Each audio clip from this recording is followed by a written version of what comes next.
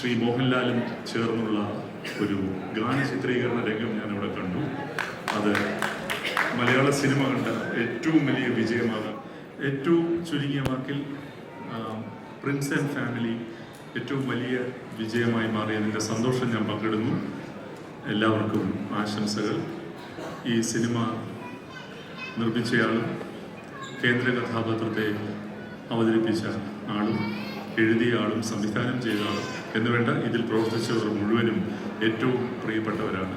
അതുകൊണ്ട് ഈ വിജയം, ഇന്നത്തെ കാലത്ത് തിയേറ്ററിൽ ഒരു സിനിമ വലിയ വിജയം നേടുക എന്നുള്ളത് വളരെ പ്രാധാന്യമുള്ള ഒരു സംഗതിയാണ്.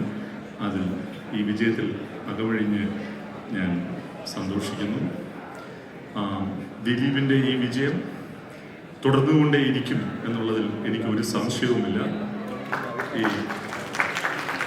കഴിഞ്ഞ ദിവസം ഞാൻ ദിലീപ് ഇപ്പോൾ അഭിനയിക്കുന്ന ഭഭഭ എന്ന സിനിമയുടെ സെറ്റിൽ പോയിരുന്നു. ദിലീപും ശ്രീ മോഹൻലാലും ചേർന്നുള്ള ഒരു ഗാന ചിത്രീകരണ രംഗം ഞാനിവിടെ കണ്ടു. അത് മലയാള സിനിമ കണ്ട ഏറ്റവും വലിയ വിജയമാകാനുള്ള സാധ്യത ആ സിനിമയിലുണ്ട് എനിക്ക് ഇപ്പോൾ മനസ്സിലായതാണ്. പ്രിയപ്പെട്ട ദിലീപുമൊത്ത് ഞാൻ 2018 ചെയ്തൊരു സിനിമയ്ക്കും ഇതുപോലെ 60ാം ദിവസം ആഘോഷിക്കാൻ ഇടവന്നിട്ടുണ്ട്. അപ്പോൾ ദിലീപിൻ്റെ ഈ വിജയത്തിൽ വലിയ സന്തോഷം. പ്രിയപ്പെട്ടവരാണ് അഭിനയിച്ചതെല്ലാം. ബിൻഡോ പ്രത്യേകിച്ചും ഒരു ആദ്യ സംവിധായകന് കിട്ടാവുന്ന ഏറ്റവും വലിയ അംഗീകാരമാണ് ഈ ചടങ്ങ് എന്നുള്ളത്. ഇതിൽ അഭിനയിച്ചവർക്കും പ്രവർത്തിച്ചവർക്കും എല്ലാം, അണിയറയിൽ പ്രവർത്തിച്ചവർക്കും എല്ലാം ഭാവങ്ങളും. ഷാരിസ് എൻ്റെ പ്രിയപ്പെട്ട സുഹൃത്താണ്. എന്നോടൊപ്പം അടുത്ത സിനിമ ചെയ്യുന്ന ആൾ കൂടിയാണ് ഷാരിസ്. അപ്പോൾ ഷാരിസിനോട് ആകെ പറയാനുള്ളത്, ഇത്രയേറെ വൈകാരികത കൊടുക്കേണ്ട കാര്യങ്ങൾക്ക് കൊടുത്താൽ മതി എന്നെനിക്ക് തോന്നുന്നുണ്ട്.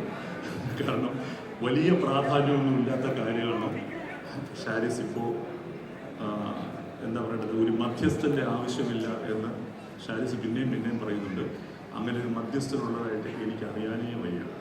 അപ്പോൾ ഒരു മധ്യസ്ഥൻ്റെ ആവശ്യമില്ല എന്ന് പറയേണ്ട കാര്യം കൂടിയില്ല.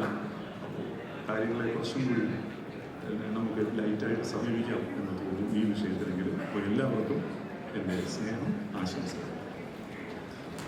ഒരു കാര്യം പറയാൻ മറന്നുപോയി. ലിസ്റ്റിനെ കുറിച്ച് പറയണം. ഞാൻ ലിസ്റ്റിനെ കുറിച്ച് പറയാത്തതുകൊണ്ടാണ് അവൻ ഓടി വന്നതെന്നാണ് ഞാൻ മനസ്സിലാക്കുന്നത്. ലിസ്റ്റിൻ്റെ നിങ്ങൾക്ക് പല ക്വാളിറ്റി ലിസ്റ്റിനെ കാണും. ഞാൻ കാണുന്ന ഏറ്റവും വലിയ ലിസ്റ്റിനെ ക്വാളിറ്റി എന്ന് പറയുന്നത് വിനയാന്വിതനാണ് ലിസ്റ്റിൻ എന്നുള്ളതാണ്. അദ്ദേഹം പറഞ്ഞു ഒരു ആവറേജ് ബുദ്ധിക്കാരനാണ് എന്ന് ഇവിടെ പറഞ്ഞു. അദ്ദേഹം പറഞ്ഞു മലയാള സിനിമയിൽ ഇന്ന് ജീവിച്ചിരിക്കുന്ന ഏറ്റവും വലിയ ബുദ്ധിമാനാണ് ലിസ്റ്റിൻ എന്നുള്ളത് നമുക്ക് എല്ലാവർക്കും അറിയാവുന്ന ഒരു സംഗതിയാണ്. പിന്നെ അദ്ദേഹം പറഞ്ഞു, ഞാൻ ഫെഫ്കയിലാണെങ്കിൽ ഉണ്ണിയായിട്ട് നിന്നെ ബാൻ ചെയ്തതിനെന്ന് പറയും. ഫെഫ്കയിൽ അങ്ങനെ ആരെയും ബാൻ ചെയ്യാറില്ല. മലയാള സിനിമയിൽ ആരൊക്കെ പ്രവർത്തിക്കണം എന്നൊക്കെ തീരുമാനിക്കുന്ന പവർ ലോബി ലിസ്റ്റിൻ്റെ ആണ് എന്നുള്ളതാണ് നമ്മളിപ്പോൾ എല്ലാവർക്കും മനസ്സിലായിട്ടുള്ള ഒരു കാര്യം. അപ്പോൾ പ്രിയപ്പെട്ട സുഹൃത്താണ് ലിസ്റ്റിൻ. ട്രാഫിക് ചെയ്യുമ്പോൾ വളരെ ചെറുപ്പക്കാരനായി വന്ന് മലയാള സിനിമയുടെ വ്യാകരണം മാറ്റിയൊരു സിനിമ നിർമ്മിച്ച ആളാണ് ലിസ്റ്റിൻ. വിജയങ്ങൾ തുടർന്നുകൊണ്ടേയിരിക്കട്ടെ. ലിസ്റ്റിനെ പോലുള്ളവർ തുടർച്ചയായി സിനിമ ചെയ്താലേ ഫെഫ്കയിലുള്ള ആളുകൾക്ക് ജോലിയും കിട്ടുള്ളൂ. വളരെ നന്ദി, സന്തോഷം. ഇല്ല, ഞാൻ പറയാനായിട്ട് ഉദ്ദേശിച്ചത്, ഷാരിഫ് പറഞ്ഞത് സിയാദ്ക്കയുടെ പേര് പറഞ്ഞു, ബി കൃഷ്ണനൊക്കെ ഇപ്പൊ ഇവിടെ ഇരിപ്പുണ്ട്. അപ്പോ സംഘടനകളുടെ പേരല്ല ഉദ്ദേശിച്ചത്, ചില റിവ്യൂ കൊടുക്കുന്ന ആളുകളുണ്ട്. അപ്പോ ഞാൻ സംഘടനയുടെ കാര്യമൊന്നുമല്ല. അദ്ദേഹം എൻ്റെ പേരെടുത്ത് പറഞ്ഞ കാര്യം എന്തിനെ കുറിച്ചാണ് എന്നുള്ളത് പൂർണ്ണ ബോധ്യം എനിക്കുണ്ട്. അതിന് അത്രയും വലിയ പ്രാധാന്യം അദ്ദേഹം കൊടുക്കണ്ടെന്ന് മാത്രമേ ഞാൻ പറഞ്ഞു. ഇനി കുഴപ്പമില്ല, നിനക്ക് ഇനി ഒരു പ്രശ്നമില്ല. ഓക്കെ.